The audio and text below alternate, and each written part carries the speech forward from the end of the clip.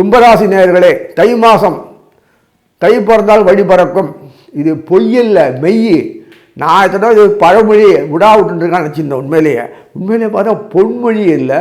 உண்மையிலே தை மாதம் செயல்படக்கூடிய இந்த எத்தனை வருஷத்துக்கு உதவி வருதுன்னு தெரியல. இப்போ சுக்கிரனும் குருவும் சேர்ந்து செய்யக்கூடிய தன்னுடைய பணத்தை, பொருள், அந்தஸ்து, ஸ்டேட்டஸ் எல்லாம், கௌரவம், ஏற்றம், புகழ், அந்தஸ்து எல்லாம் சேர்ந்து பணம் இருந்தால் அது இருக்காது, அது இருந்தால் இது இருக்காது.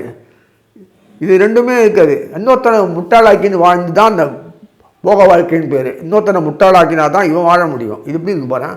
அதனால் இதெல்லாம் வரும்போது இந்த ரெண்டும் சேர்ந்து சந்தோஷம், பேலன்ஸ் லைஃப் கொடுக்குறது. ஏன்னா வெறும் அஞ்ஞானத்தில் வாழ்ந்து பிரயோஜனம் இல்லை, கன்சீல்டு இல்லை உங்களுக்கு. அதனால் அந்த மாதிரி வாழ்றது, இப்படி வாழ்ந்துட்டு நான் மோட்சத்துக்கு போகிறேன் சொல்கிற மாதிரி அமைப்பில் இந்த மாதம் கொடுத்துருக்கு. அதுக்காக வாலண்டரியாக 2ஆம் ஜென்மத்தில் உட்கார்ந்தது.